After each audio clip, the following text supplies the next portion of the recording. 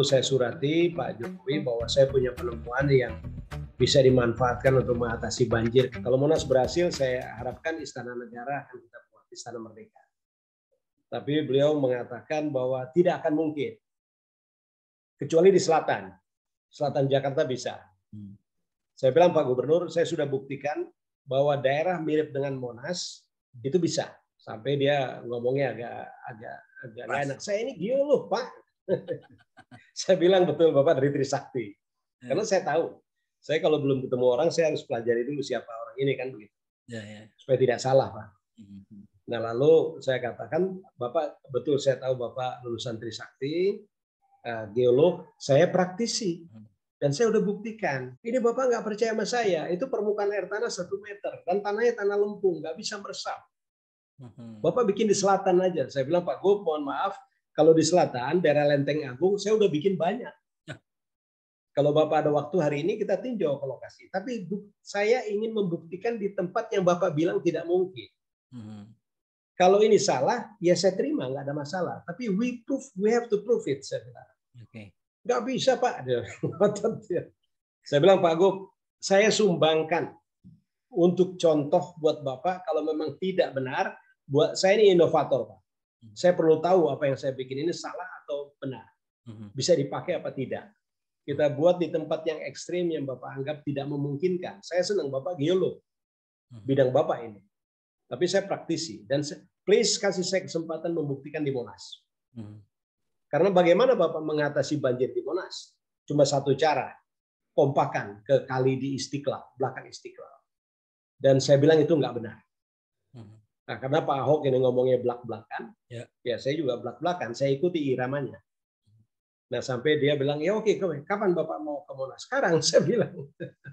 Saya ke Bogor sekarang. Nah, akhirnya diutuslah ajudan dia untuk nganter saya ketemu dengan UPK Monas, Unit Pelaksana Kawasan Monas. Iya.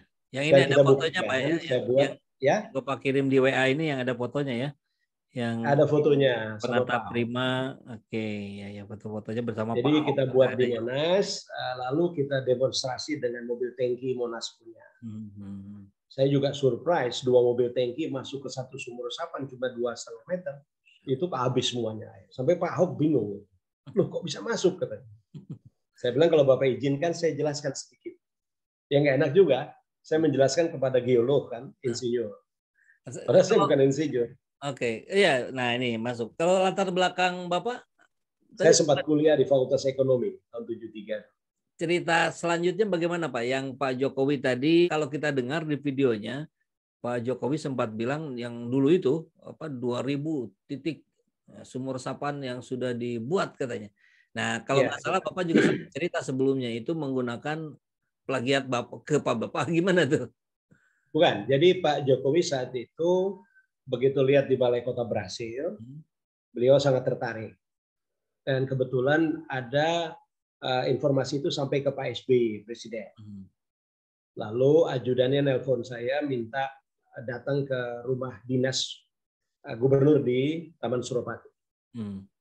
Karena beliau nggak ngerti teknis. Beliau kan insinyur kehutanan.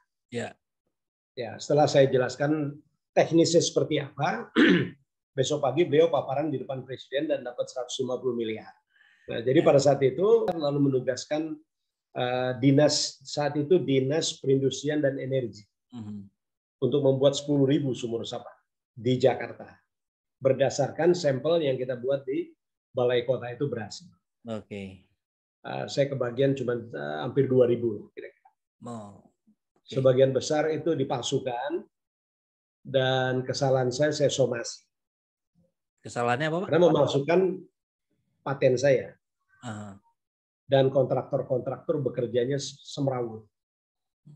Nah, beliau tidak sempat saat itu jadi presiden, digantikan Pak Ahok, saya lapor ke Pak Ahok. Ini loh Pak, keliru nih konsep ini pakai tender-tender. Ini kontraktor cari untungnya gila-gilaan. Dan kerjanya nggak benar. Saya tunjukkan foto-foto ke Pak Ahok. Nah, sejak itu saya cuma sarankan saat itu Pak Gub, tunjuk langsung aja. Saya pemegang paten, saya bertanggung jawab. Saya buat laporan yang banyak ke Pak Ahok saat itu, ini pelanggaran-pelanggaran yang di lapangan dikerjakan oleh kontraktor, begini hasilnya, dan sejak itu tidak dibuat lagi. Nah, pada saat selesai kita demonstrasi di Monas, beliau perintahkan kepala dinas. Nah, lalu diperintahkan untuk membuat di seluruh taman di Jakarta. Berkali-kali saya datang ke kantornya di Tanah Abang. Beliau mengatakan kita sudah ajukan di dalam rapat, tapi Pak Gubernur mengatakan ini tidak efektif. Lalu saya mengatakan bagaimana mungkin Pak? Bapak kan diperintahkan oleh Gubernur untuk bikin di seluruh taman dan makam yang seringkali banjir. Yang dibilang hitam belum tentu hitam. Saya bilang, wah saya nggak ngerti begini. Saya berpikir orang mengatakan hitam, ya hitam harusnya. Nah pada saat itu saya agak kecewa berat, ya, karena kok bohong ini. Lalu saya datangi lagi kantor Gubernur dengan Pak Ahok, ketemu saya. Dia bilang, Pak, apa kabar Pak? Baik Pak Gubernur, apa kabar Pak? Oh iya, gimana? Saya bilang, Pak Gubernur, saya dapat informasi Bapak menganggap bahwa sistem drainase vertikal tidak efektif. Kan kita buktikan di Monas efektif, sampai Bapak kagum. Kok 2 mobil tangki bisa masuk dalam satu lubang? Dan sudah saya jelaskan efektif. Oh iya, kita akan bikin. Saya bilang, dengan apa? Bapak tidak menjalankan apa yang Bapak perintahkan ke kepala dinas, malah anggaran dinas dari pertamanan dan pemakaman Bapak potong. Bagaimana mereka bisa berbuat? Kan Bapak yang memutuskan. Oh iya, kita akan bikin. Saya bilang, Pak Gub, terakhir kali saya ingin bicara dengan Bapak, bagaimana Bapak mengatasi defisit air tanah Jakarta yang 66,66 juta meter kubik per tahun. Kaget dia. Loh, Bapak dapat data dari mana? Saya bilang, Pak Gub, nggak penting saya dapat data dari mana. Tapi bagaimana Bapak bisa mengatasi defisit ini kalau air bakunya Bapak buang? Ini data dari Dinas Tata Air tahun 2005. Sekarang mungkin sudah 70 juta meter kubik. Dan hanya satu cara Pak Gubernur mengatasi defisit air tanah. Dengan dimasukkan ke dalam tanah, air hujan. Bukan dibuang ke sungai. Oh, kita akan atasi. Sampai saya bilang, Pak Gubernur, mohon maaf, saya nggak lihat niat Bapak mengatasi defisit air tanah. Jadi saya tidak bisa berharap banyak. Lalu saya tinggalkan. Dan itu cukup viral pada saat rame-rame masalah Al-Maidah, dan terjadi momen gubernur baru. Pak Ipul masih ingat? Ya. Maka saya buat proposal langkah-langkah efektif mengatasi 5 persoalan utama Jakarta.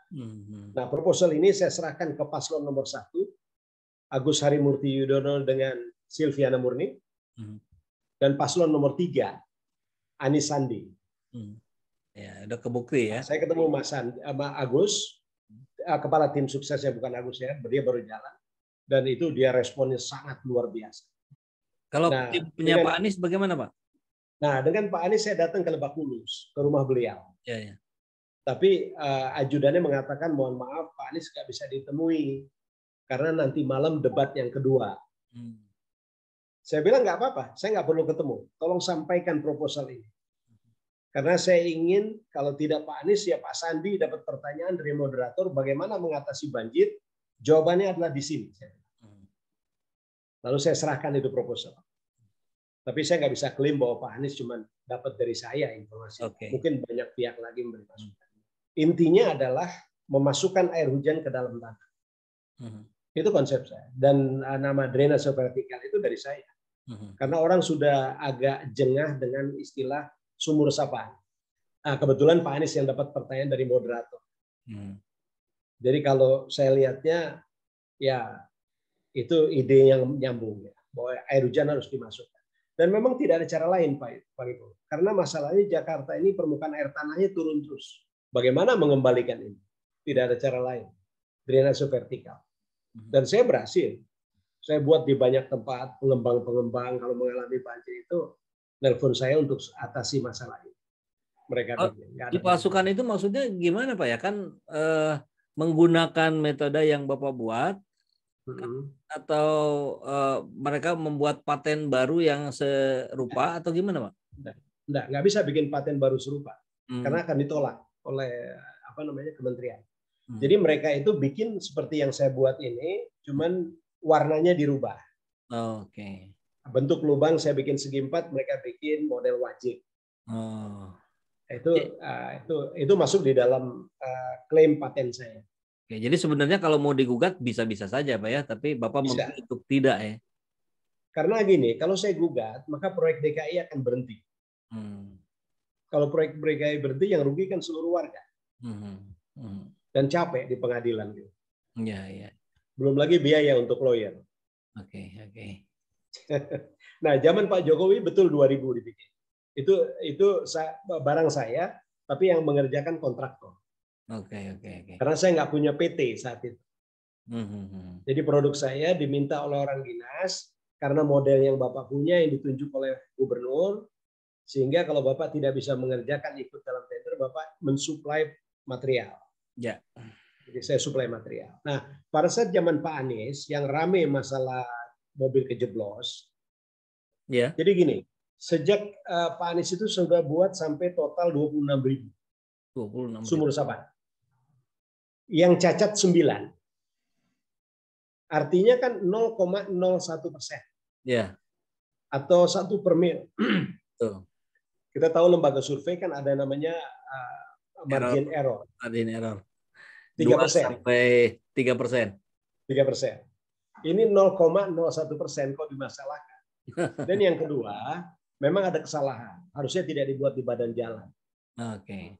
Kalau konsep saya dulu dengan Pak Jokowi, saya mengatakan di trotoar. Intake-nya dari Kanstin, dari badan jalan. Jadi trotoar itu berfungsi 2. Selain untuk orang jalan, yang kedua adalah kantong air di bawah. Yang dulu sama Ferdinand Hutahayan diketawain. Ya, kan? betul. Baik, Pak, barangkali closing statement, Pak, melihat kondisi Jakarta hari ini, ada saran, masukan dari Bapak, silakan. Kalau saya lihatnya bahwa Jakarta mengalami defisit air tanah. Tidak ada cara lain. Bikin sumur resapan. Cuman penempatannya harus tepat. Oke, siap. Luar biasa. Terima kasih banyak Pak Boy. Ini pencerahan juga buat kita semua, rakyat, subscriber SJ Channel. Kita memang harus melihat segala sesuatu secara lebih bijaksana barangkali Pak ya. Tidak ada orang yang sempurna, siapapun dia. Ada plus, ada minusnya, tapi yang fokus kita adalah tentu kepada proses continuous improvement-nya Pak ya. Bagaimana segala sesuatu itu terus meningkat secara berkelanjutan. Ada yang kurang-kurangnya ya dibenerin. Tapi bukan berarti menjadi saling menegasikan. Yaitu barangkali dari baik. Terima kasih sekali Pak Boy atas diskusi singkat kita di pagi hari ini. Mudah-mudahan bermanfaat. Kita akan mudah-mudahan Bapak nggak kapok, nanti kita lanjut ngobrol yang tema-tema yang lain, Pak ya. Oh, dengan senang hati. Itu mungkin Pak Boy, terima kasih banyak atas sama-sama. Sukses. Ya, mudah-mudahan bisa ketemu di darat, Pak. Amin. Assalamualaikum warahmatullahi wabarakatuh. Waalaikumsalam warahmatullahi wabarakatuh.